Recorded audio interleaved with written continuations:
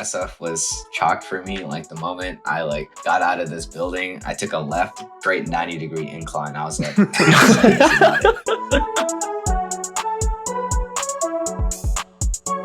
how's it going, everybody? Welcome back to another episode of An Interesting Discussion Sometimes. I'm Haran. I'm back with Christian. And as you guys know, we're both two tech grads. So it's only right that we have two UVA grads come on this podcast, to help battle out the differences. But yeah, returning to the podcast, we have Abhishek Karkar. Abhi. He goes by Abhi now, but we still call him Karkar.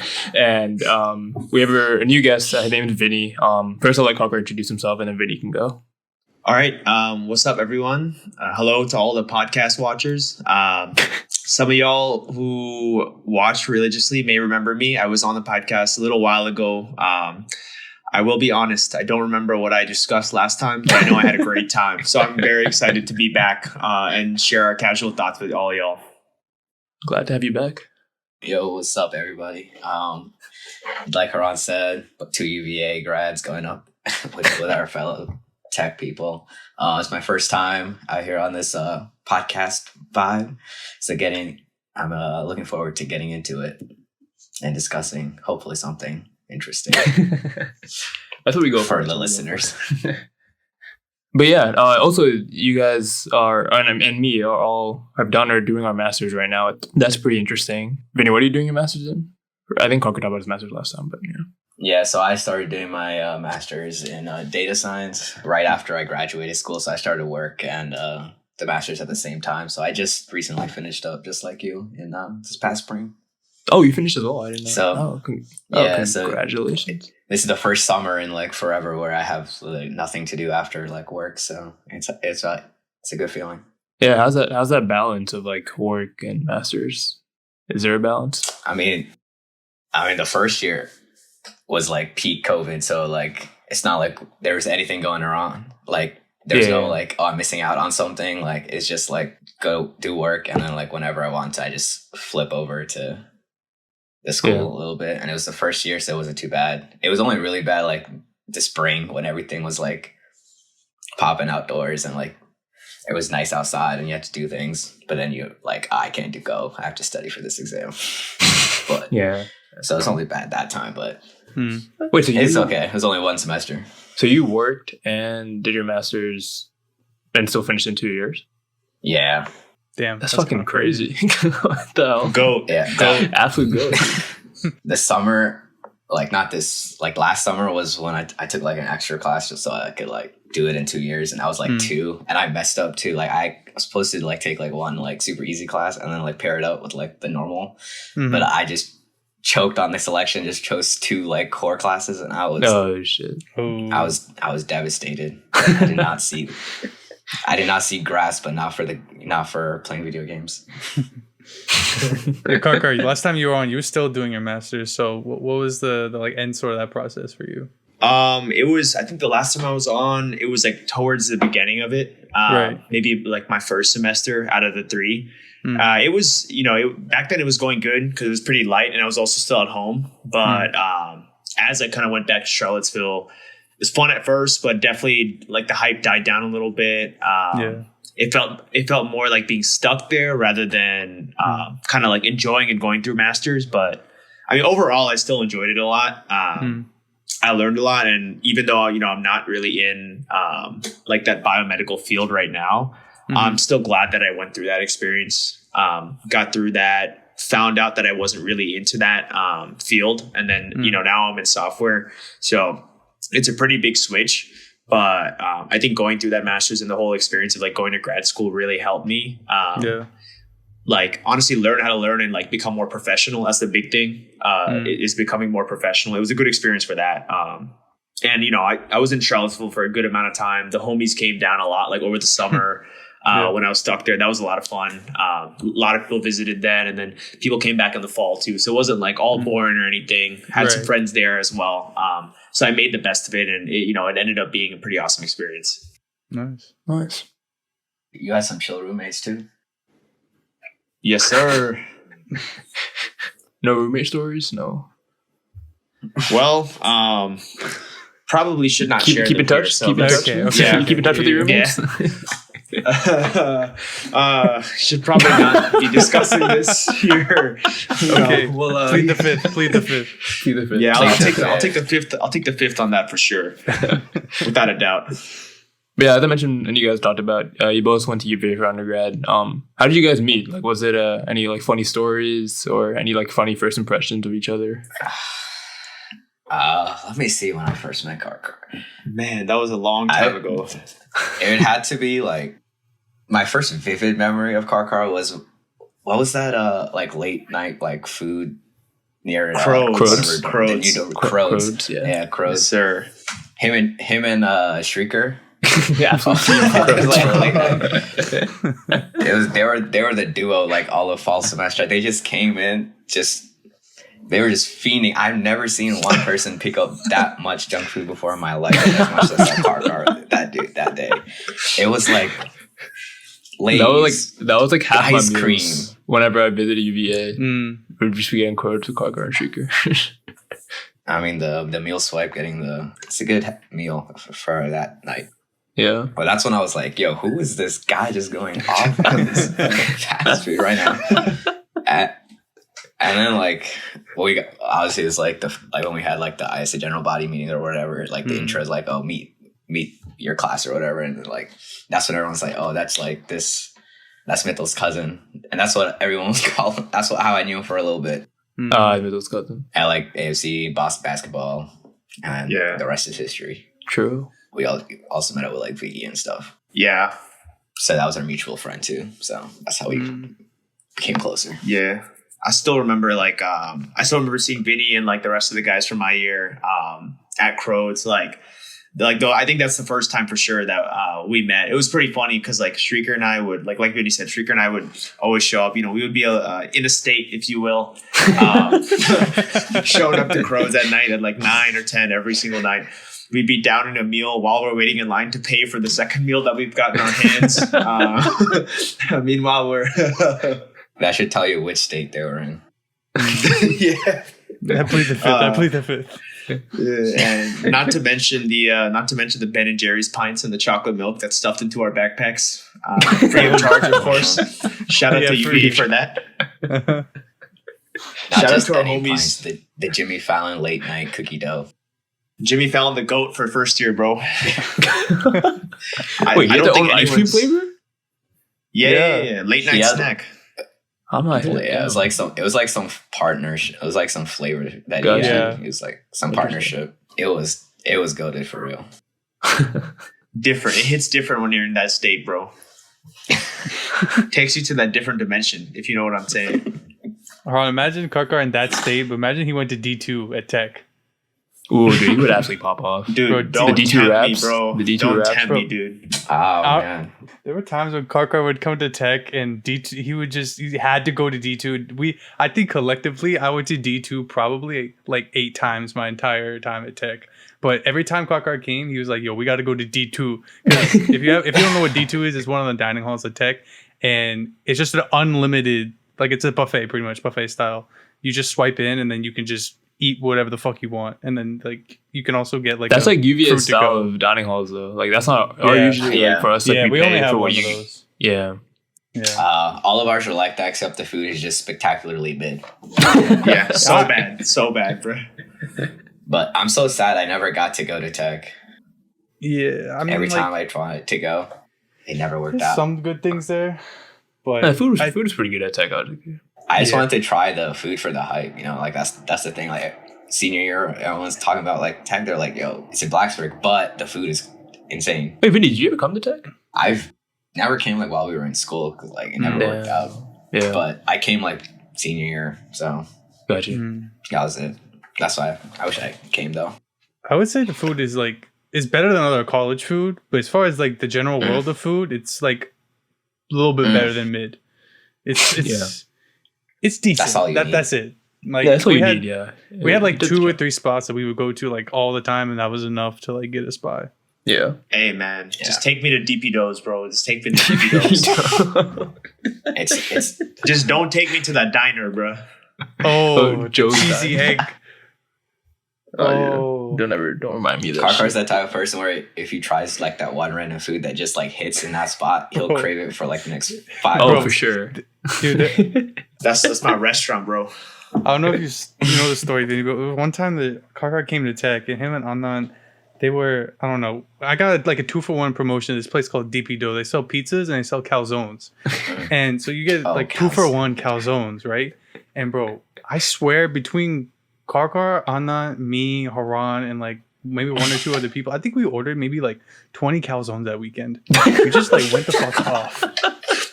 And it was cheap. It was a good deal. Like, to be fair, like, it was a good deal. So Nothing hits more than a good deal on some good food. Oh. Yes, sir. Absolutely. Forget the food. I just want the deals. Forget the food. Oh man. But yeah, getting back to UVA. Last time you were on Coco, we were talking about like dance comps and like what you were organizing with ECS over there. But Vinny himself was also on a dance team. Is that right? Yeah, I was on the Ross team at UVA. Who Ross for 2 years. Who what? Just my. Don't do it. I'm retired now. You're I'm retired. You don't have that retired. energy anymore. Do you miss it? Do you miss dancing? I mean, I guess the first year, like when I was freshly grad, I was like, man, it's like you're reminiscing. You're like, oh, I could go back. Mm-hmm. I miss it, but like now it's like I think I'm like fully out of that like space. I'm just like keep in touch here and there because I still know some people from when I was there, but other than that, I don't like think about dancing anymore like that. Yeah. But those 2, it was definitely a good experience, and it was something I'm like really happy that I ended up doing because not a lot of people like decide to just like pick it up like halfway through college. Yeah. Especially someone who has never danced before. When I was like 18, you couldn't pay me to tell you what beats are.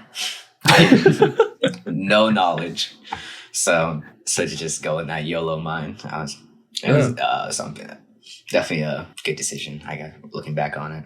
What were like the hours like each week, like practice and stuff? Was it intense?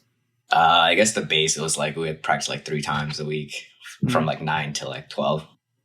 Yeah. And then the week of the comp, there'd be like an extra day. But it does sound like a lot, but once you're in that zone, like it does make you like a much better like spacing out your schedule and like timing it. Like you're like much more focused on the hours that you have. You're like, oh, I can't just dig around here and have because I know I got like 3 more hours later. You're like, I just gotta do it right now. So it does help in that regard. True. And the exercise definitely helps. It counteracts all the other college lifestyle for sure. All the other states you may have been in during your time in college. Oh, exactly.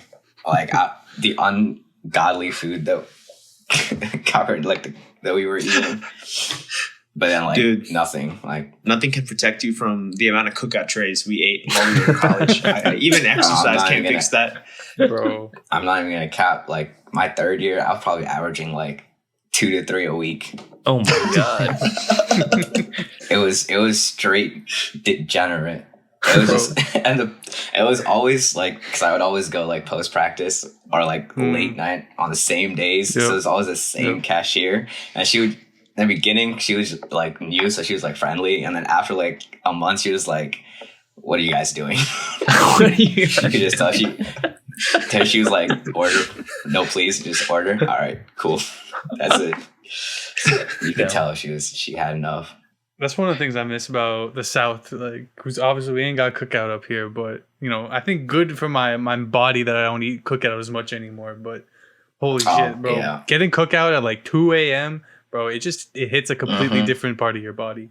It's just some sort of aura changing meal. I feel like it awakens a different part of your brain. Like, how they say, like, you play the violin, your brain is wired different. That's how I feel when I'm eating that tray. Yeah. Something else is working. And it is a workout to try and drink the milkshakes, though. I think that is something you can justify.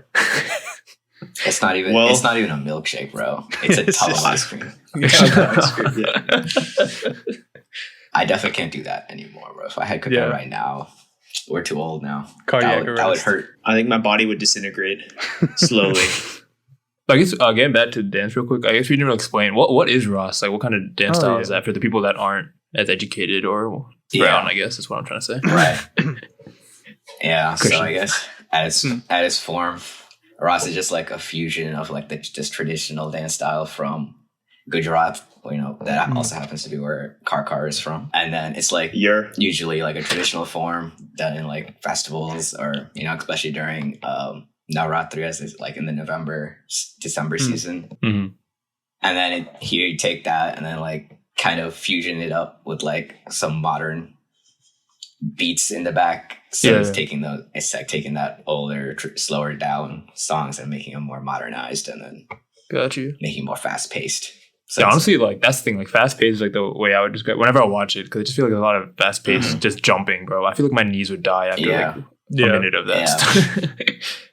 That's crazy. It's definitely harsh on your knees and ankles. It's more like rather than dance, it's more like an aerobics. It's just like small sprints every 30 seconds that each song is changing.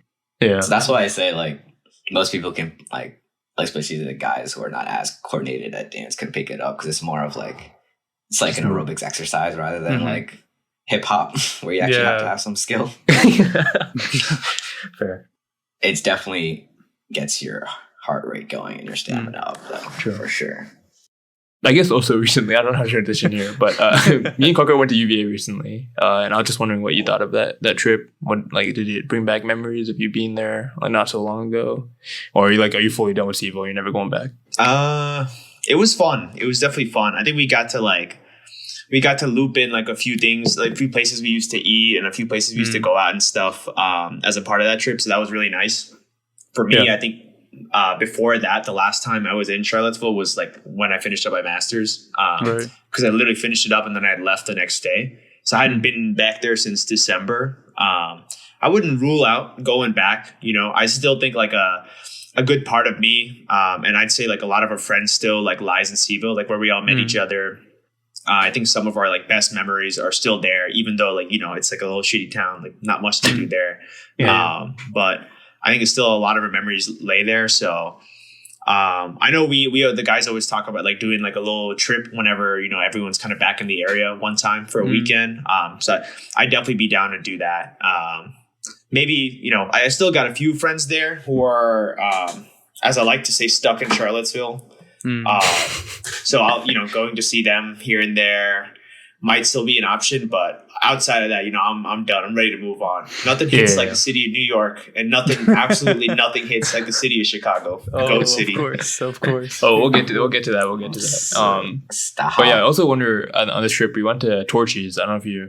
I mean, of course you remember that because you're the one that was talking about it all the time. But yes, sir. Well, I guess explain to Torchy's what the relevance of Torchy's is to you, to the podcast.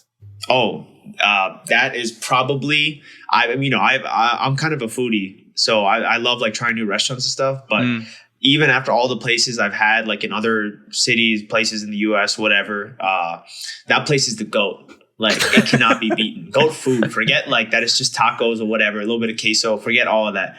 GOAT food in America. The fact that I can get something like that for like $6-7, it blows my mind. It's unbelievable. Like if that was at Charlottesville, like Vinny was saying, he's averaging 2 to 3 cookout trays a week 1 year in college. Like I'd be averaging 2 to 3 tacos a day if that was an option. I would not be tired, dude. I would never get tired. It's not an option to be tired when you have food that good. Yeah. So. And you were telling me about like how you like saw Torchy's like in Texas when you were like growing up, right? Or like you like have a connection back there. Is that? Yeah. When I was a kid, like right before we left Austin, when we moved to Virginia, Torchy's used to be like a little food truck directly south of Austin, like directly south of the river, right next to Austin downtown. So like it was a really popular like bussin' taco truck spot. So we used to go there sometimes when we'd go out to the city, and back then it was super well known, but I never imagined it becoming like a fully blown like franchise. Now it's like everywhere. Everybody knows what it is. Like in the South, everybody knows what it is. They're all the way up in here in Virginia now. And like my dad had a family friend who was like a corporate lawyer for them back then as well. When they first got started, and then when they continued to get bigger, he recently retired, but it was really cool because we get like free tacos sometimes when we'd go. Yeah, it was it was a pretty big part of like my food history in Austin because we used to eat out a lot back then, and tacos. Tex-Mex is, my staple food. So right. it was a big part of like my childhood in Austin. That, and I think Chewy's too, if any, for all those people who knows what Chewy's is. Chewy's is also the GOAT, but Yeah, funny you bring up Austin, Texas, because we have someone that's been to Austin, Texas in the past like couple of days. Yes, sir. Vinny, you want to talk about your experience there this past weekend? Yeah, so in the summer, a couple of guys from my year were trying to plan like a trip because we all haven't gone out on a trip in a while. So, and then Southwest also had like this promotion deal where they were giving like really good deals on their flights if you book like for that summer. So we're like, all right, and then none of us have been to Austin really, so we were like, I was like, all right, I'm down. Like Carl been hyping up Austin like it's the greatest city in the world. So I was like, all right, let's see it. And as much as it pains me to admit this, but the food in Austin was incredible. I think like of all the cities I've been to so far, like Austin, like the food, I did not have like a meal where I was like, okay, it was like regular. It was like, all right. Everything was like, wow, that hit. So like we went to not Torchy's, but like Velvet Taco, which is like another they have one in Chicago popular too, right? place over there. Yeah, they have like very few locations. They got like fusion, like Indian fusion tacos there. Yeah, so I think like it's mainly like regular like taco styles that you would have, but like they have like a couple of fusion ones, and like it's like chicken tikka tacos, and then like they have a paneer one, and the chicken one was like they had like some sauce. Yeah, I know exactly what you're talking about. I got that one in Chicago. It was incredible. Slap. It was, and you can also sub the chicken for a paneer, and that's the move over just getting the paneer one. Trust. We went there the first day, and that just set the tone. I was like, is this what I'm in for the rest? And I would say like the thing I liked the most about it was like they had so many parts like all over town where they just had like a plot. It was like a small parking lot kind, and it would just be filled with like 6 to 7 trucks of like food trucks, and it'd be like they'd just be like located at the perfect spots. Like if you like went out or like wherever, and you're like, oh, I need something to eat, and it's just like right there, those food trucks, and you have like 6 to 7 options, and they're like right next to like the hubs, I guess, where a lot of people are, but the service was quick. Nice. I really like that part of Austin. I was like, why don't most cities like have this? Yeah. So and another cool thing, I guess, that I really liked, we went kayaking through like the river there's like this one river that's like in the heart of Austin, and then like so like a big thing in Austin, like they have like these bats, right? It's like these Mexican fruit-tailed bats that like live in this bridge that's like in the center of the city. And it's like a huge tourist spot. So like a bunch of people like, and they always like leave their the bridge to go like hunt for food every day at like the same time. So we had the kayak tour, and that like ended with like watching the bats like fly out. And that was like really cool. I like the person that was doing the tours was like telling the facts about the bats. And I was like, it just sounded like Madden Creative Play where everything is like 99.99. Like it did not make sense what he was saying. Like it was like he was like 1.5 million bats in this bridge. They can fly up to like 100 miles per hour. Holy shit. They're like just a little bigger than like your hand, but they're zooming, and it's like they can fly like super high too. So I was like, what's going on right now? Government drones. So yeah, it was really cool to just see. It was literally like drones, like a million drones just flying out. So that was really cool. When I was seeing it, I was like, I don't know how the OG ancestors of those bats decided this bridge was the best place. The spot. But they found it. True. I think that was like my favorite activity that we did. True. So yeah, definitely a good city. I know like it's still really growing like really fast. So like probably the next time if we go in like a couple years, it's definitely going to be different. Like the skyline, like you can already tell there's some. I'm scared that these lots you're mentioning are going to be taken over like sky rises, and then there'll be no more space for these trucks, bro. It's just a staple. I think there's plenty of space for the skylines. Fair. Karkar, have you noticed like how much it's changed like since you moved out of there? Like since you've been back? I don't know how many times you've been back, but a lot. I went quite a few times in like the last decade, but I haven't been back since like 2018, 2019. So that's why I'm actually really excited to go. I'm trying to go back maybe, you know, at the end of this year on a trip over like, you know, the holidays or maybe next spring when the weather's a little bit better. Yeah. But yeah, every time I go back, like there's always like a whole like array of like new food spots that people know about. There's always like especially the last few times I went back, there was always like a really brand new skyscraper hotel downtown, a bunch of new outdoor activities practically every time I go. Like there's this really popular area around Lake Travis. It's called Mount Bunnell. Like that whole Mount Bunnell, Lake Travis area, it's in Western Austin, a little bit away from the city, but it's got great views of the city. That whole area always like it's big for like taking a yacht out, taking like a speedboat or a skiff out onto the lake or onto the river. Just having like a nice day in the summer out on the water. But like every time I go back, there's always a new thing they add to that. Like people like there's like mansions and stuff you can go see right along the water. They're so sexy. They're like on cliffs on the side of hills, on the side of mountains, and you overlook the whole river and the lake.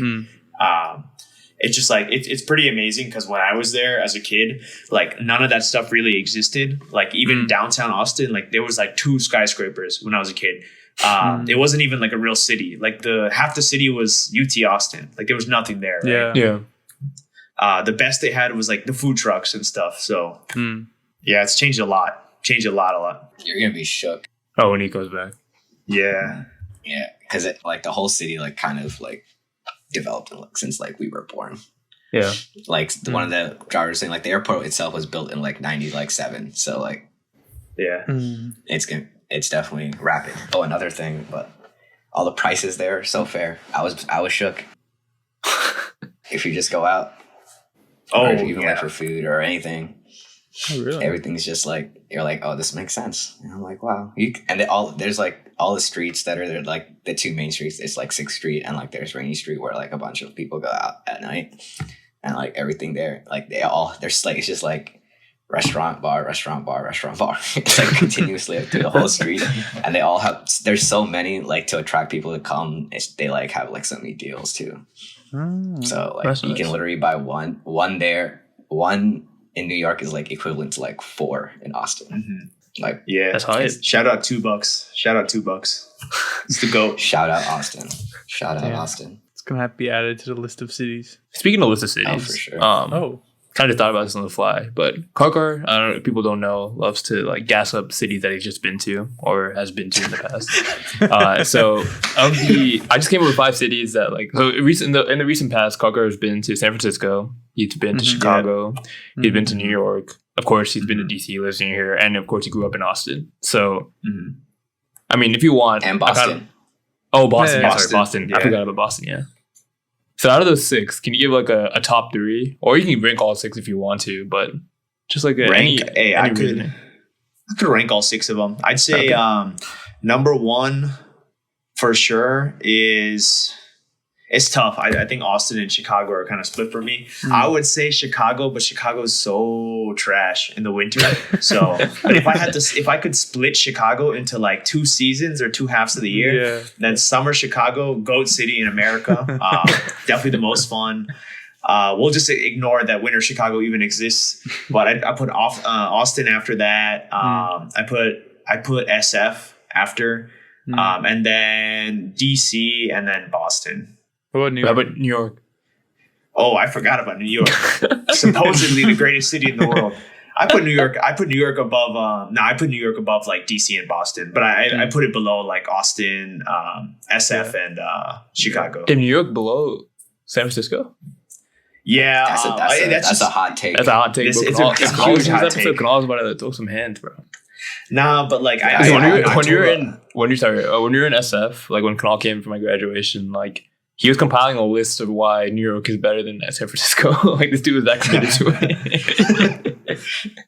I knew SF was chalked for me. Like the moment I like got out of this building, I took a left to walk, and it was straight 90-degree incline. I was like, this is not it. I'm not trying to pop my Achilles just walking up the sidewalk. Yeah, but and West Coast cities are be. just built different. Like. There and Seattle, the same kind of thing, bro. Yeah, bro.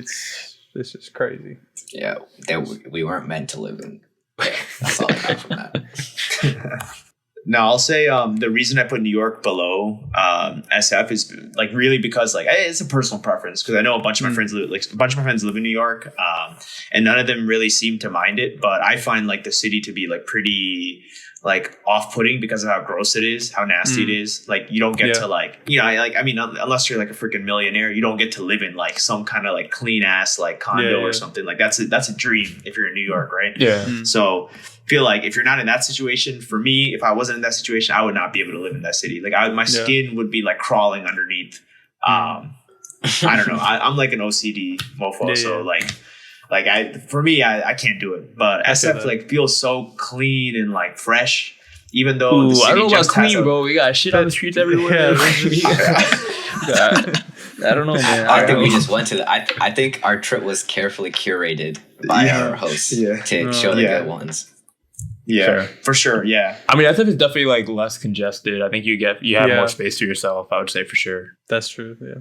Yeah. SF just got too many dudes, bro. Too many dudes. Yeah, that is fair.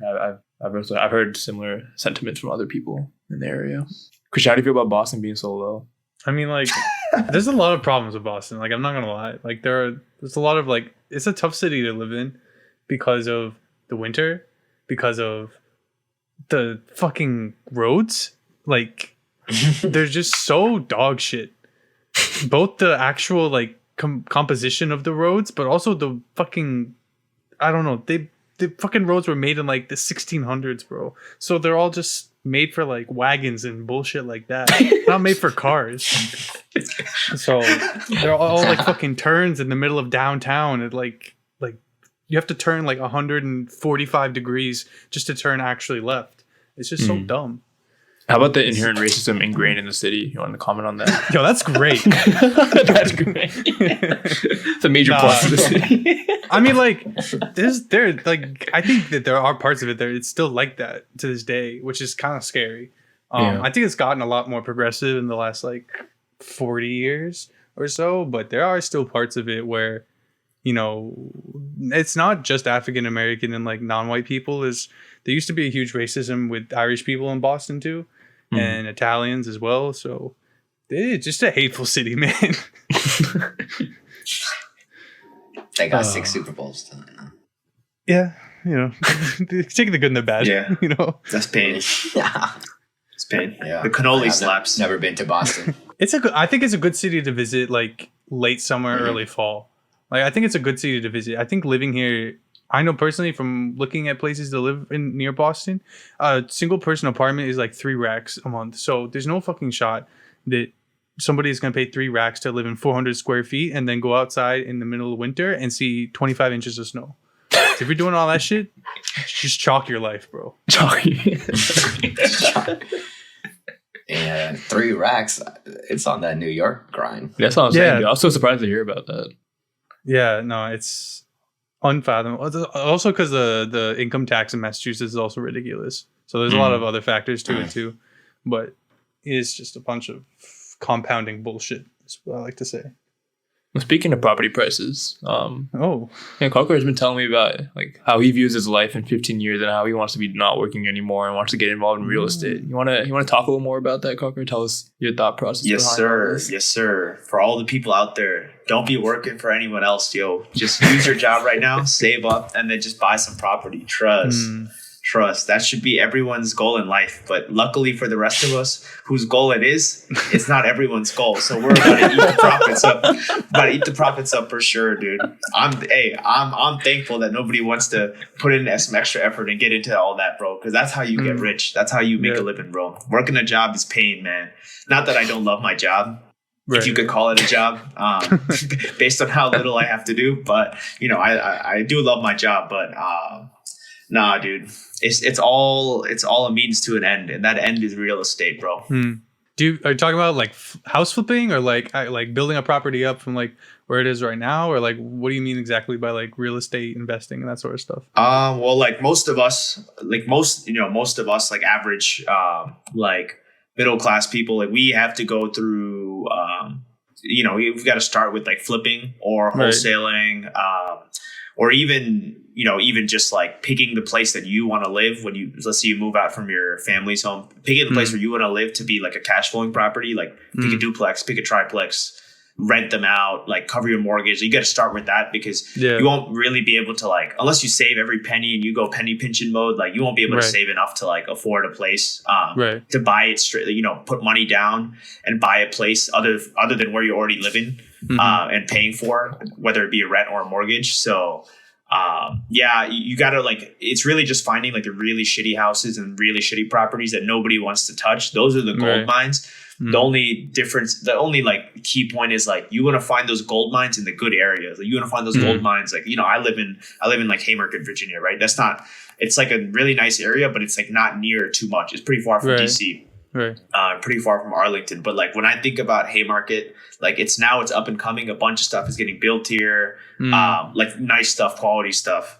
I'm thinking like, when I'm thinking about like this whole real estate grind, I'm thinking like, oh, let me like, what town is 25 minutes, 30 minutes away from here, like about 20 miles from here, where people actually live right now, and there's some space. There's some land, or there's some shitty properties, old properties, like the ones that are 30, 40, 50 years old. What properties are out there, and how much can I get them for? Snap them up for. Because even if you don't get something real nice, you're not able to wholesale or flip it. All you can do is just rent it for like some low rent payment a month. You don't make it much. If you get the land in the right areas that are closer to these like bigger developing areas, eventually someone is going to come up. Some commercial guy with a lot of money who could build a big complex is going to come up and take your land. They're going to want your land, and they're going to start building commercial plots and commercial properties on that land. So it's all about like, the thing is like, I'm like trying to get into investing in stuff. One thing I really realized is like stuff like stocks and crypto, it has value, but all that value is kind of based on luck. Real value in the real world is physical. It's not not like digital. I see all these people doing like NFTs and shit, and freaking, what do you call it? Like, I see people with digital homes, bro. Dude, please explain to me what a digital home is good for. And people are like losing their I see things on Twitter saying people are losing their digital homes, getting them stolen. What does that even mean? Bro, you like Club Penguin Igloos, bro? What kind of homes we got building out here? when you're in the metaverse, you need a place to stay, Where else are you gonna stay in the metaverse? People robbing in the metaverse, bro? People robbing homes. That's crazy. Yeah, going off that, they do say like, the real estate does have like, the ROI is like the greatest of all like the other methods. It's just the barrier to entry is also like super high. So as you say, like the general population are just going to be like, oh, let me, work and do my hobbies and like relax. And like, so that's where like the passive part comes, where it's just a lot easier to just say like, oh, hey, I'm just going to get these index funds and then just contribute to my 401k and then and go from there. So let's say, but there are like options, obviously, like if you don't have, a lot of people are not going to have like 300 bands to like drop a down payment right now. So obviously there's like real estate, like ETFs, there's like things like fundraise where you can just like put like a portion of your, it's like kind of like putting a portion into it, like a fund, and then they'll like kind of do the finding properties and like all that stuff for you, and you get like a dividend off that. So that's like if you just want to be in that space, if you want to try new things instead of just like the regular like stocks and stuff, like those are like the easier. I guess the best way is to cut the middleman out and just like get a group of like 4 people and like find it yourself, and you might be able to make more off the but you gotta make sure everyone's committed, I guess, to that. The most ideal is to like be able to get like some kind of, even like a condo or a house or like whatever as early as possible. And then even when you're like in your 30s, you can just flip in and like get like a higher value place, which I guess is like what a lot of like. Hey, anyone listen to the podcast? If you want to do real estate, anyone trying to get in on a condo or triplex, quadplex, 8 unit, let me know. Hit up car. Hit up car on the socials. Hit him on the socials. DMs are open for real estate inquiries only. Yeah, you gotta stay to that to hear social information though. We're not gonna share that right now. Put him on the social. Hey, I'll put it on the caption. Put it on the caption. Okay, we get it will be on the caption. It will be on the it will be on the caption. Damn it. Stay to the end anyway though. Don't go anywhere. Yeah. No teasing. Yeah, so you're talking about the high risk investments and plays that you. Last time you were on, you were heavy into sports betting, and we actually the last title of that episode actually was Robin the Hood, based off of Robin Hood. So have you had any insane sports bets in the, like, I guess it must have been like 14, a year and a half 16 now. months? Yeah. In that time frame, have you stuck with sports betting, or have you, like you said, try to stick to the more like tangible forms of financial investment? No, we went. Great question. He's evolved to a different kind of tangible cards. Yeah, I have the money making schemes have evolved. Vinny's right. So in terms of betting, I will say, to all the avid bettors out there, take advantage of Bet Rivers statewide sports books. They run a different sports book in every state that they operate in, and every state that you make an account for with Bet Rivers will give you a match bonus that you can then arbitrage using any of the other platforms. Arbitrage is the key, best way to make money in sports betting. Forget trying to just hit plays, bro. Ain't no one trying to score a touchdown for you to make $50, bro. Nobody gives a shit. All right. Arbitrage, baby. Guaranteed returns. That's what's most important. Second, forget sports betting entirely. Bro. Blackjack is the GOAT. Blackjack is the GOAT. Oh my God. Blackjack against your friends is the GOAT. Blackjack, you trying to rob your friends, bro? Come on now. Hey, man. Hey. We the game's the game. I won't drop names, but like a friend of mine and I fleeced one of our other friends because we forced him to play with us until 6:30 a.m. after a night out, and this dude was just hungry to make up for his losses from the first few set of hands. And poor guy just down. I don't even want to say how much he's down. It's hundreds, many hundreds. Is it a healthy friendship though with him, or? Yeah, absolutely. We're about to run it back one day. I feel like when you start gambling within the friend group, I feel like it's gonna become toxic real quick. Nah. Okay. Nah. As long as my friend Tosh doesn't clean me out, I'm good. I won't be mad. Vinny, what do you think about all these very various ways of making money from the man or your friends? Hey, the businessman himself, if you want the most creative ways and the most painful ways to get a few bucks, car definitely knows.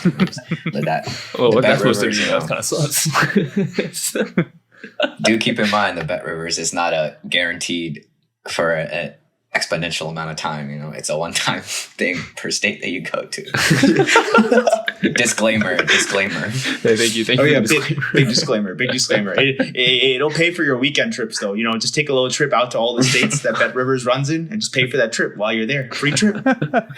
Hey, I mean, sports betting is only going to get bigger and bigger as more states legalize it. It's a huge market. It's still legal in California.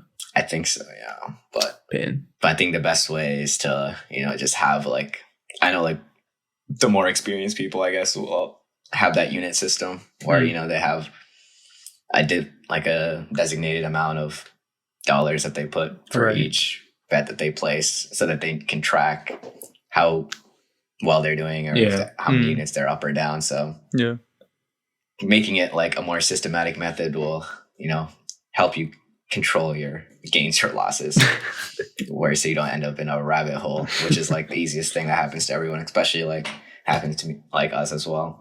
Yeah. Where you're just putting random money on random things because of random feelings that you get. You're just I'm feeling this one. I'm feeling like this one's going to do well today. I think Jamar is going to get 2 touchdowns today. Yeah. Bro, the prop bets, I think, when you do sports betting are the fucking worst thing you can do. Because I feel like unless you actually have some sort of method to it, prop bets, bro, if you spend I bet $20 that this dude's going to rush for in between 30 and 45 yards in the second quarter, then you're just a psychopath. Because the odds of that all those happening, crazy things you see.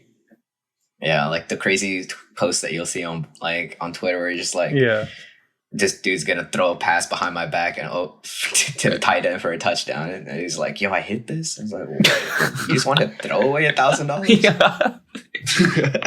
But yeah, I think for props, definitely there's a lot of these people on Twitter or online that do it for like a living. So I think the safest way is just to like follow them if you actually want to do it. Yeah. And then if you want to make your own plays, just put money that you're willing to lose. So right.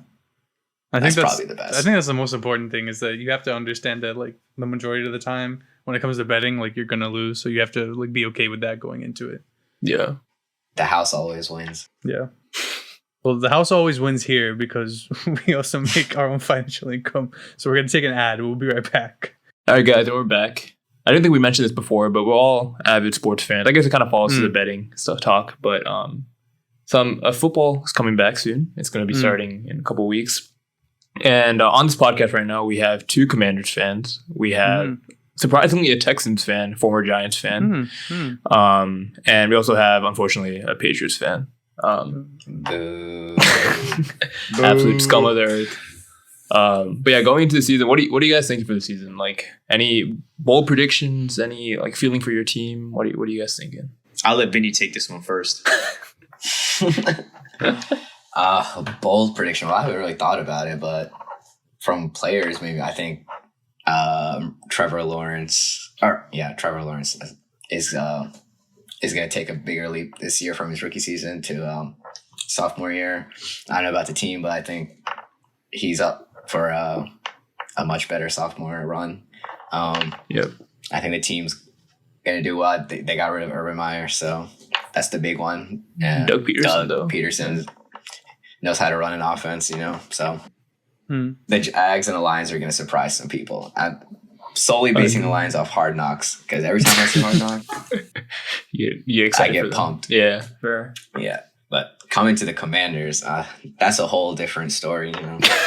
Like I went to some of their, I went to like a couple of their training camp practices just because like it's like 10 minutes from me. Yeah, but like the one thing I noticed is like every time I see the Lions like on the Hard Knocks, they're like hitting people and it's like physical. And I'm like, and over here they're just like walking and stretching. This is like I've not seen one like hit all like summer. It looks like, but I think there is a lot of potential for them this year with like Carson coming into the fold. Like he's probably the best quarterback that we've had in like since Kirk Cousins, with a surprising like a decent amount of weapons. Like I would say like with Terry and Jahan that they just got drafted, and that dude does not drop a single catch. Like I think he's gonna surprise some people, get some respect on his name. I know like the community and like the fan base itself was not too happy when he was first drafted, but I think he's changing a lot of attitudes over there. So with him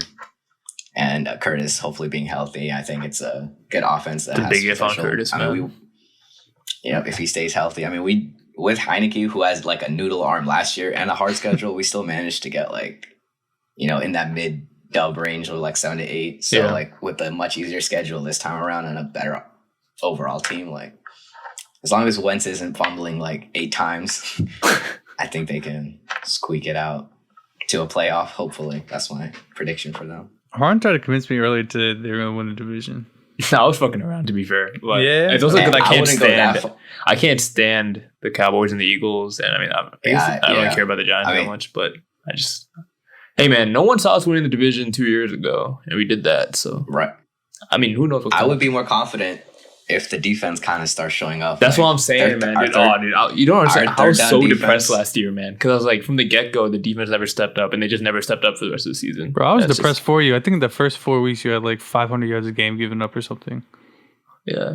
Yeah. Dude, when we almost lost to the Giants at home, I was ready to. I mean, every time I won that game, bullshit, because they. Yeah, I was at that game last year. That atrocious Giants game. Yeah. I've never seen like 2 teams try to lose on purpose. I was sitting next to like Giants people like in front of us, and we were like going at it the whole game, and we were up. I remember we were up by like 3 or whatever. Heineke's like literally right in front of us, and he throws that pick, and I was like shook. I was like, mind you, we only needed to like get 3 yards, and the game was over. And then he threw a pick, and then they score, and then like they missed a field goal. We get the ball back, and it's just like back and forth. I was like so lost. Yeah, I mean, if they fix their third down defense, hopefully they have a chance to win the division. But even like this preseason, like Mahomes, I saw some stat where it was like he had like 150, they had like 95 yards in like the first quarter just on third down. It was like something crazy like that. I mean, it is Mahomes, but like, yeah. But still. All right, Cocker, tell us about these Texans. Hey, man, speaking of 95 yards on third down, bro, I don't know if we'll be getting 95 yards in a game total. Passing or rushing. You still got the Stanford Go leading the line? Hey, Davis Mills, if you ever listen to this, man, Davis Mills, listen, you're the answer, bro. You're the answer. I believe in you. I just want to say that, bro. I'm going to have you on my fantasy team this year, at least one of them. I don't care that I'll waste a There's pick no on that, way you put him on your fantasy team. Nah, it's not even what you waste a bench that's spot for Davis Mills. That's my backup. I'll waste a bench spot for him. There's In one no league. way. I'll figure out a league I can afford to do that in. But You got Davis Mills and Brandon Cooks. That's all you need. And Pierce, the running back. Hey, Dameon Pierce is the actual answer, though. That guy is going to take us some places. He's going to be the reason we go a solid 6-11 this season. I'm telling you, man. That dude is looking nice. 6-11? Yes, sir. 6-11. I'm telling you, we can do it. We can do it. Bold. Okay. I like it. Trust. All right. And also, Brandon Cooks, elite. I do. Brandon Cooks is a little underrated, I feel like. Yeah. He said he's been tossed around so much the last like 7 years. Yeah. I saw a stat on Next Gen Stats a couple weeks ago. Brandon Cooks with Davis Mills had like top 3 completion percentage and like top 5 yardage in the NFL from last season, from when Davis Mills was healthy. So if they can just have that connection again, it's over, baby. It's over. B-Tech, Josh Allen, Stephon Diggs connection. We take it, though. Wait, was Brandon Cooks on the Rams team or was the Patriots team on the Super Bowl? Or is he on either team? I think he was on our team when we lost. Against the Eagles? Yeah. He made it on the team when we beat the I was just wondering. Rams. It's been like 5 teams in the last like 5 years. Yeah. Brandon Cooks was on your bench the whole season last year. And he had top 6 year, top 8. Yeah, it was pretty depressing. I could never start him because I had Evans, Chase, and who else I had? I had one other guy. But I started Brandon Cooks one time, and he gave me a solid 5 points. So you know how that goes. You're not getting started again. All right. Last but not least, how about them Patriots, Christian? What are you thinking coming this season? I'm thinking we can get 10 wins, but I don't know if that's enough to get us in the playoffs. In your division? Wins? Your division? Wow. No, just because like the AFC. Think about the AFC now. Like the AFC West has got like 4 potential playoff teams, and then the AFC. Yeah, but there's North, no way you can get 4 within the division. No. I'm not saying they will, but like they're all like good teams. They're up there, and so they will beat each other up a bit, but they're still all good teams. And the AFC North, like those are all disregarding like whatever the fuck's going on in Cleveland. Those are all kind of like playoff caliber teams. And then you just kind of have the division winners from the AFC South and then the Bills who are like 95% going to win the division. And then the Dolphins and the Patriots. Dolphins? Don't make the playoffs, on the Dolphins, man. They got a good roster. Don't sleep on the Dolphins. Yeah, like the Dolphins are like... Yeah, but they've always like had a decent roster and then they just kind of fuck it up. Yeah, but now they have a better roster. I think it's going to be tough to like integrate Tyreek Hill into an offense like that with a quarterback like that personally, but I think if McDaniel does what he wants, then I think he could turn them into like a really good offense. Mm-hmm. I just think their defense will suffer now that Flores isn't there. That's what I think. But yeah, I think we can go like 10-7. It's just I don't know if that's good enough to make the wild card. So I think Mac will struggle a little bit more this year with more tape on him. Like I still think like in the long run, like he'll be better for it, but I think that he's gonna take more risks, and so therefore he might have a worse year, like numerically. Yeah. So he'll actually be allowed to throw the ball this time. I don't know, like he can't throw the ball. It's just nobody fucking let him throw the ball. Yeah, that's the opposite, man. Yeah. Yes, some of those play calls were a little too disrespectful last year. Yeah, like other than the game, like obviously there's the game where he threw the ball like 3 times in the fucking blizzard. Mm-hmm. Other than that, it's been a problem even when Brady was here, where Josh McDaniels would call like the same fucking run play 3 times in a row, and it didn't work any single fucking time. So if it didn't work the first or the second time, why'd you call it on 3rd down when it's like 3rd and 12? It's just so he would just no wonder James White retired early, bro. He probably got beat to shit because he ran the same fucking play 3 times in a row. That's relatable. Anyway. Hey, feed Ramondre. Yo, I'm gonna have him on my team this year. No, me too. He's gonna be a big piece. Workhorse. He might be a 3rd down back, and then Stevenson, and then unfortunately Tyquan Thornton got hurt, which sucks because he was looking really good. But they just released my boy Dalton Keene, which pissed me off. He went to Tech. He never fucking did anything. He was like a 5th round pick or something. But that was like 2 years ago. But yeah, so it'll be a transition year, especially with a new. I can't even say we have offensive coordinator. We just have 2 offensive dumbasses. But who knows what the fuck's going on? I saw that what's his name? The defensive coordinator was calling some plays in the preseason for the offense. There's actually no fucking offensive coordinator. Like there's yeah, they're just experimenting. There's Joe Judge and Matt Patricia are both splitting offensive play calling. And Joe Judge is a failed coach of the Giants who used to be our special teams coach. And Matt Patricia is our former defensive head coach or defensive coordinator who was a failed coach at the Lions. So, yeah, why don't we just make them call failed is an understatement, honestly. He was fucking atrocious at the Detroit Lions, bro. He was so bad. Yeah. He brought like 3 or 4 of our defensive players in there that year. They won like 3 games. It's so stupid, but yeah, because I think Bill's son is going to be like the defensive coordinator. Maybe Gerard Mayo. I'm not sure like who the actual like DC is, but maybe if they failed at those special teams and defensive jobs, maybe they'll be good at offense. Who the fuck knows, man? Like I just let Mac do what he wants, you know, and see what happens. It's a lot of interesting storylines this year.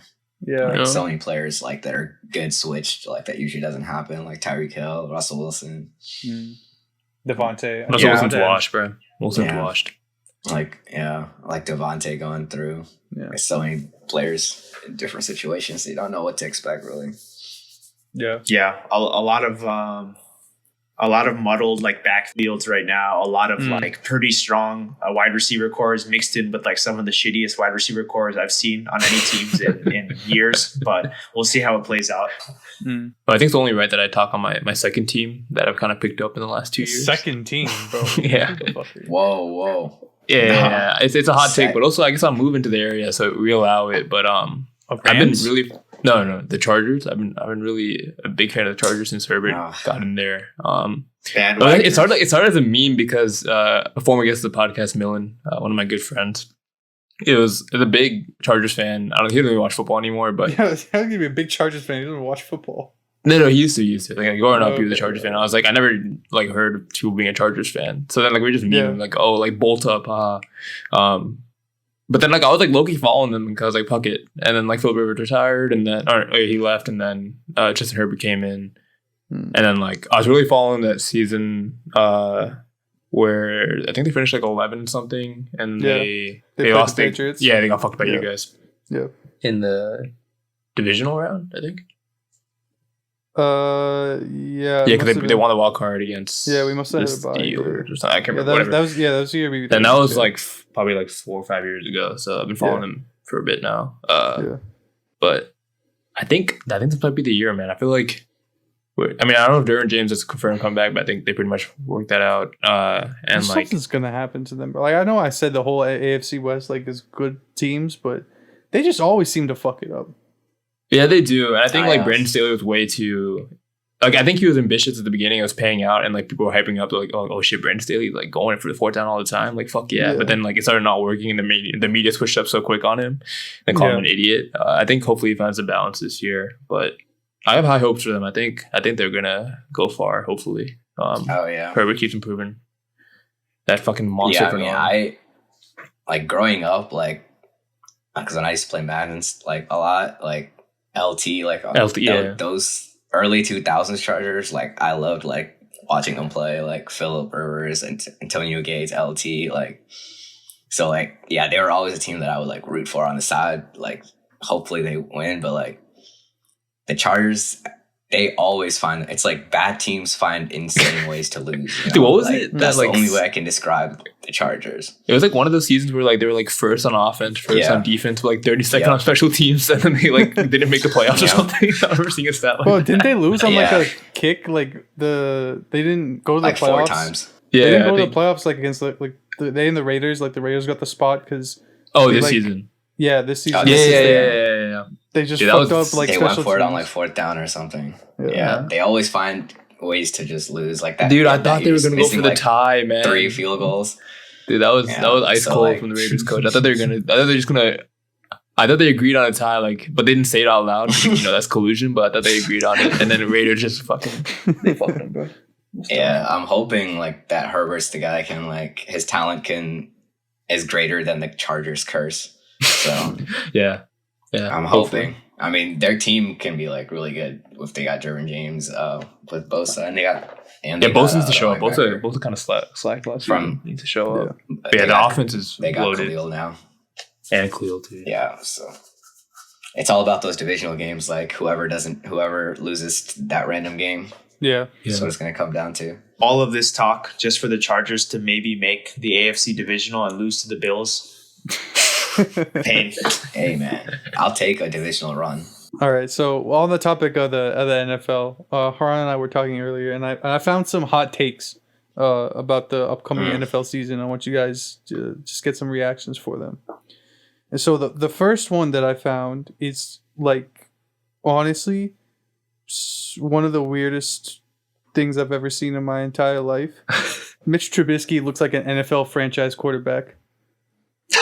Wait, they said that coming into the season? Yeah. Off what the fuck are they based now? Well, they're going to be really disappointed when he's not even starting. when Pickett is named starter in like 3 days. But by the time this episode comes out, he'll probably won't even be the starter for their team. Yeah. Man, the Steelers, I'm so jealous of their franchise.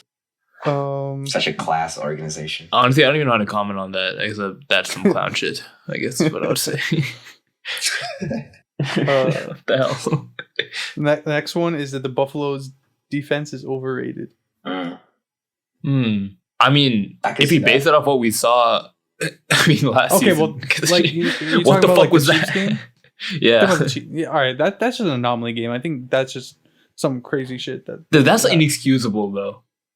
Yeah, like I think they have a big variance in like the home games versus like the away games, just in terms because like the Bills Stadium is just like in like all this way in Buffalo is so cold. Like they're just so much more comfortable than the opposing teams, and they just have that confidence.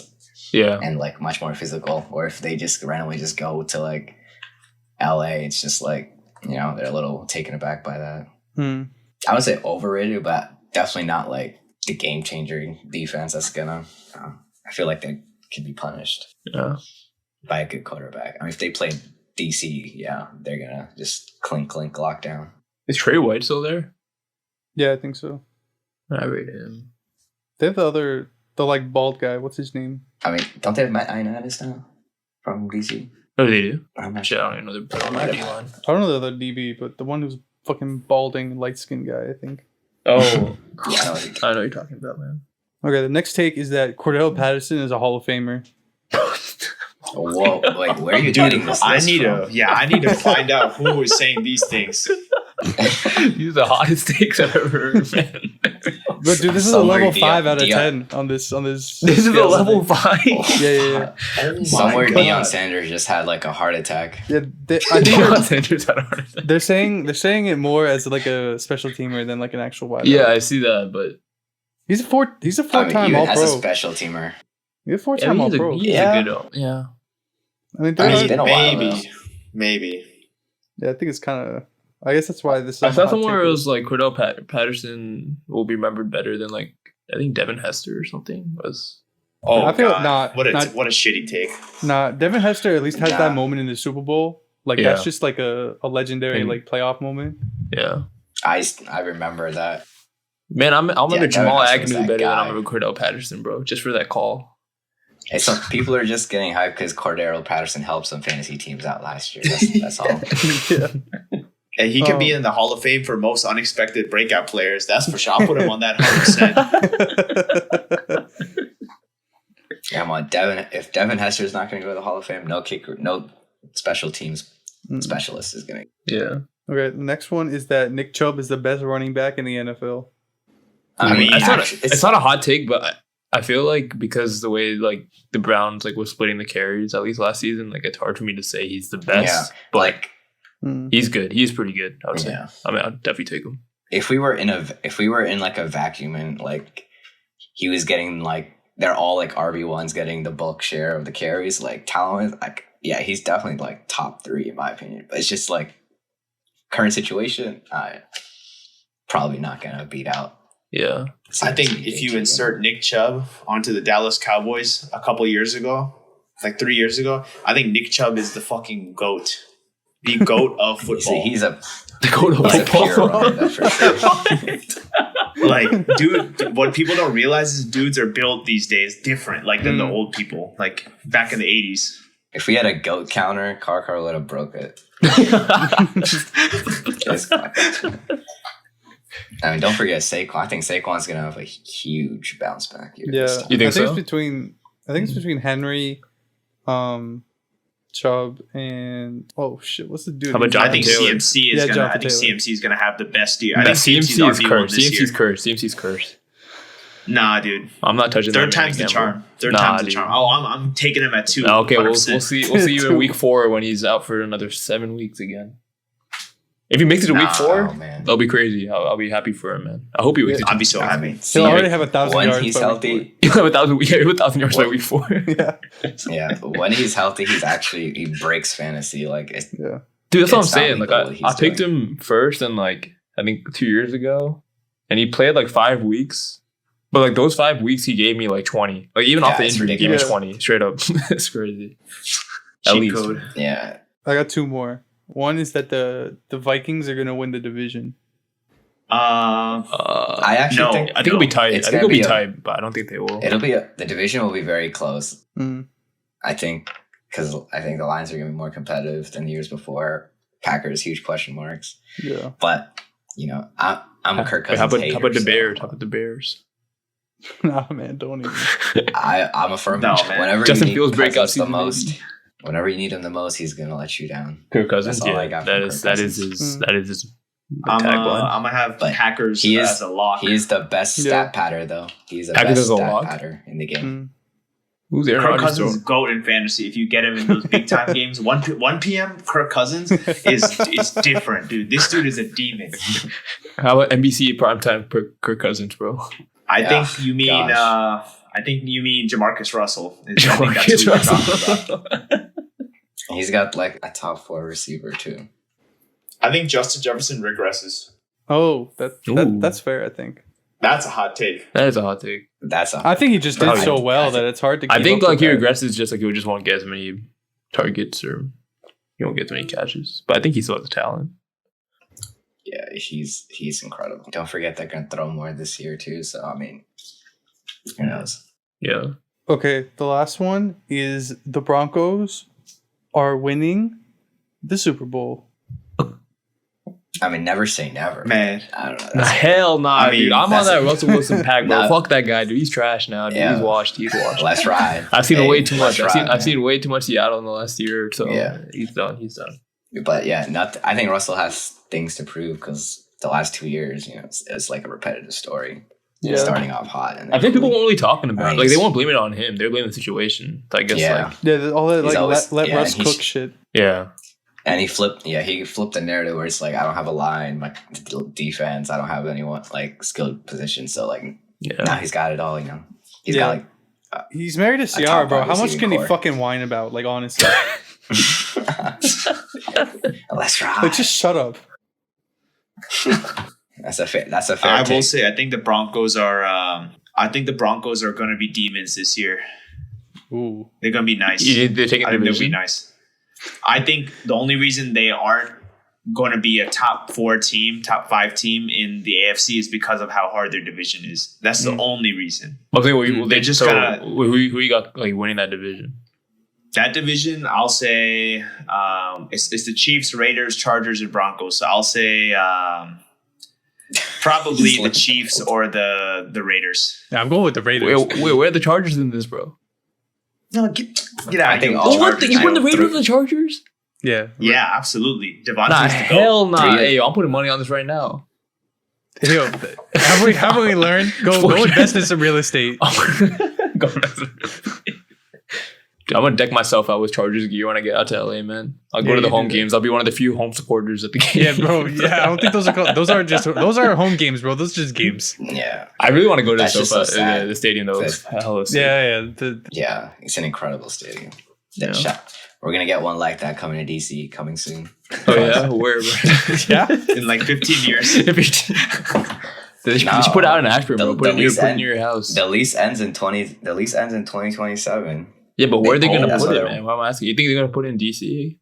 Ashburn, baby. I mean, there's like rumors saying like if they have like a good year this year, like it could be in like the DC, like. Okay, so when they they don't, it's probably gonna be in some remote. Dude, they should put it where RFK Virginia used to be. Oh, so RFK is still up. I don't know if it's still up though.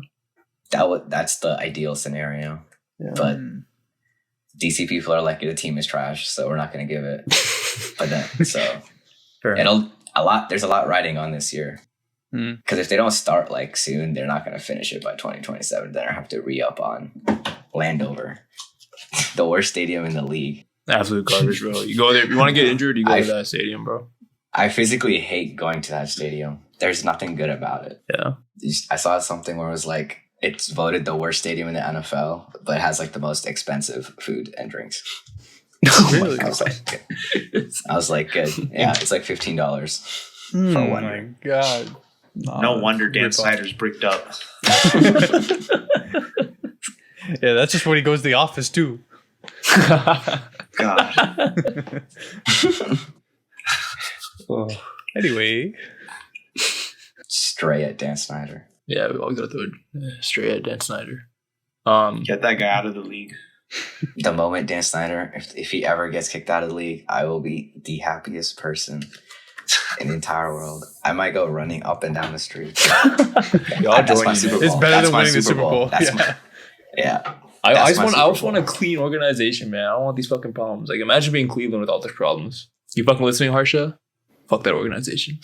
Trash. Bro, how could you condone... Never mind. Just go ahead. Let's not stick on this. Let's not massage this topic to death. A clever use of massage. Yeah, very clear. Yeah, going from a misogynist in Dan Snyder to another massage connoisseur. Yeah. Before we close out the podcast, we must note. I think it was talked about before, but Karkar is a TV show / movie fiend. I don't think. I mean, I feel like this man watches a lot more TV than the regular person. He is the Netflix catalog. He is the Netflix catalog. But yeah, is there anything coming out or you're watching right now that you want to shout out to the viewers or you want to hype up? I know like you're excited for the Lord of the Rings show, the new Game of Thrones, but yeah. I would say this fall will be very exciting. Yeah, Lord of the Rings for sure. House of the Dragon's already out there, so I definitely recommend that. First episode was really lit. Other than that, there's a bunch of, I think, Disney, like Marvel, Star Wars stuff coming up in the next like 4 to 6 months. I would keep an eye out on all of that content. Other than that, though, I think the only good stuff is going to be movies. Like shows wise, like there's some really, really good ones this fall, but it's not like last year where there were like a ton of like decent ones like popping out all the time. Movies wise, Avatar, that movie's going to be the greatest of this decade. Potentially. Dude, I'm so excited for that movie, man. I am so excited. I think a bit, GOAT. Vinny and I saw the trailer together. When we were watching Thor, like they played the trailer, right? Yeah. It was like we were in Dolby, in Tyson's, and like it just kept popping up the images, and me and Carter were just like in awe. We were just like, dude, just like. I was like, yo, where did James Cameron find these aliens, bro? He didn't find these. He didn't have these actors do CGI. He literally found them. That's what we were saying. Dude, that trailer was so looks really clean, bro. The music was so like serene too. I don't know, something about it really hit. Yeah. But yeah, James Cameron got big ass balls to like bet on this movie to make like 3 more or 2 more after this one, I guess. Like, considering that people will still care about Avatar, but I hope it does well. For sure. I think it will. Yeah. But yeah, my only plug for TV is Severance on Apple TV. You got Apple TV? It's not like I don't got it, but I heard about it, and then there you can always find some other sources. Everybody knows B-Flix to go. B-Flix to go. Everyone knows. Hey, B-Flix.to. B-Flix go, bro. Carcar put me on to B-Flix, bro. I've never paid for a fucking thing in my life since then, in any capacity. B-Flix MVP. I got B-Flix Uber Eats, bro. Yes, I got sir. B-Flix everything. Yes, that show was one of the best that I've seen, like, in a while. Like, I was so hooked on that show. And I mean, the basic premise is like there's like this super rich like company that developed like this procedure that kind of like once you go through it, it kind of like splits your like persona in 2. So like they split it to your like work self and like your regular day-to-day self outside of the work. So like the moment you walk into like their facility, it's just like you don't remember anything that you were outside of work. So like from your work perspective, it's just like that's all you know. You're just all you remember is just work. Just getting down the elevator and then getting back on. Yeah. So that's like the premise. And it's like what kind of shady things are people doing? And it's like what happens when people start to piece together like that the company is up to certain malicious things. Yeah. One of our other co-hosts, Tarun, he really recommended that show. I think a few months back. He was really into it. He really enjoyed it. Right. It's a really creative concept, honestly. Yeah. Yeah. The concept is really cool. The writing and acting was just incredible. Yeah. I don't know if I would do that if it existed in real life, but real quick before we end, I just wanted you mentioned like Marvel and Star Wars shows. I haven't seen the Star Wars shows yet, but just for those, I guess you two have seen it. Like quickly, like which. Like between the Marvel and the Star Wars shows, which one have performed better in your opinion? I mean, I guess for Star Wars, recently there's only been like Obi-Wan, and then like a while back, like last year, they had like a follow-up to Clone Wars, the TV show. Like, I mean, it was like you can loop in the Mandalorian and everything if you wanted to there too. Oh, with the Mandalorian. Oh, yeah, with the Ooh. I feel like that one. Oh, if it's Mandalorian, I don't think it's close. Like, because all the Marvel shows like have been like. They're like serviceable. They're like entertaining to watch, but like none of them like lived up to like what they could be. In my opinion, I feel like they were never consistent. Like there would be like a couple episodes that were really good, and then it would just kind of it always tails off towards the end where you're like, oh, okay. Yeah, I mean, it just satisfies. Like I'll just watch anything, so it's like, oh, that was like a fun watch. Like I enjoyed it, but it's nothing like I'm so thankful that exists. Yeah. But Mandalorian season 2, thank you. For all the Star Wars people, that's like the only good content that we got in like years. Yeah, I think the new Andor show is going to be really good. I will say for Marvel, saw the first episode of She-Hulk. I had to think about canceling my Disney Plus subscription. It was that bad. I was actually pretty interested. I thought it was going to be like good maybe, but they really ruined it right off the bat. First episode, garbage. I thought the CGI looked better than the trailer made it to be, though. But they definitely took some fan criticism before they published that. I think that's a tough character to do on a TV show if they're not gonna give the proper budget to it. But I haven't seen it yet, but we'll see. The character itself, I thought it was okay. I thought it was okay so far, but we'll see. It's probably gonna be the same as. I'm just ready to see Daredevil. That's what I'm excited for. Yeah. That's the only reason I'm really watching. I think the future is there. It's like the things they're planning are like so big in scale that there's going to be like a whole bunch of content which is going to be like set up, which is what we're in right now. Yeah. But I think the future stuff will be like a lot more up to normal. Yeah, I think for me, I've been let down by the Disney Plus shows because I don't think they've touched, like, in my opinion, Daredevil season 1 and season 3 are like peak, like Marvel, like superhero shows, and I feel like the Disney Plus haven't gone to that level yet. And I don't know if it's because of the tone they're taking and like how did like Marvel, like MCU has since become like, oh, let's just like throw in some like quick comedy that doesn't really hit anymore. And, I think they just need to like. They gotta embrace the characters they have. I mean, some of them aren't meant to be like funny, and that's fine to commit to that. But like, if they make Daredevil like into that, I'll be kind of sad.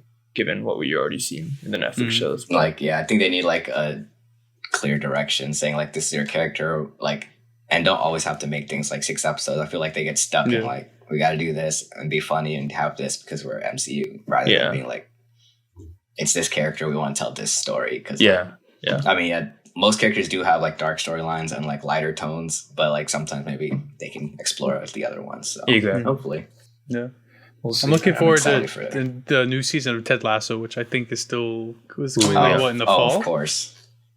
Hopefully, so I think it's ending. I think it's gonna be in the fall. Yeah. So I got to rewatch season 2 because I'm forgetting what Ned was that his name? Yeah. That guy. Yeah. Insane that transition. Traitor. That character arc. He literally became Mourinho by the end with the gray hair, man. He's not Jose Mourinho. They literally created Jose Mourinho. It's crazy. I mean, season 2 was like took a turn for me. It got so emotional. Yeah. Like, why are you trying to get me weeping? Yeah, wait, it stopped being light. It started getting really like sad. Panic attacks happening. What the hell's going on? I thought it was gonna be like a lighthearted, this is just a bunch of like an American idiot, blah blah blah. But it was actually like a very well crafted show from like all aspects. I was pretty surprised. Yeah, the character arcs that they have for all of them are like pretty thought out, and the acting is just spectacular. It's really good. Yeah, they could have kept it going, but had to end it. Unlucky. Yeah. Speaking of ending it. Oh damn! Jay, you're just feeding into my transitions. I think we've exhausted our time here today. But we want to thank the both of you for coming back on. Kakar, I know you gave a plug before, but do you want to actually share your socials this time and just plug whatever you want? Any messages to the world? Let's see. What are my socials? Hit me up on Facebook. You can definitely find me very easily on Facebook. Hey, now there's something you don't hear every day. Hit me up. He's playing Twitter, LinkedIn. Twitter everything. Is probably the best low key, but LinkedIn if you're serious about real estate for real. But all the goofy shit. Anything else? Fair enough. Vinny, you got anything that you want to plug or lasting remarks, as they say? Just that it's been fun hanging out and talking with y'all. Of course. Thanks for having me on. But of course. Maybe we'll run it back sometime. Of course. We're down, very down. Yeah. Maybe we'll get it back at the end of the season. We can look back on our reactions to some of these hot takes. Yeah. To when the Broncos actually win it all, I guess. Yeah, they all look like idiots. Yeah. Don't tempt me. I'll put some money down on it. Then it definitely ain't going anywhere. No. But yeah, if you guys enjoy what you heard, these guys' their Instagrams and socials, whatever, they'll be on our Instagram at An Interesting Discussion. Over there, you can catch all of our guest posts. You can see a bunch of teasers, quotes, all sorts of different kinds of content. You can catch us on wherever you get your podcast from. An Interesting Discussion. You got YouTube, Spotify, Apple, Amazon, LinkedIn, Telegrams. Everywhere. Fantasy football. You can catch us over there. You got all sorts of different ways to get in contact with us. But yeah, that is gonna wrap it up for this episode of Summer Sessions. We hope you all enjoyed, and we will catch y'all next week. All right, bye guys. Bye. Peace.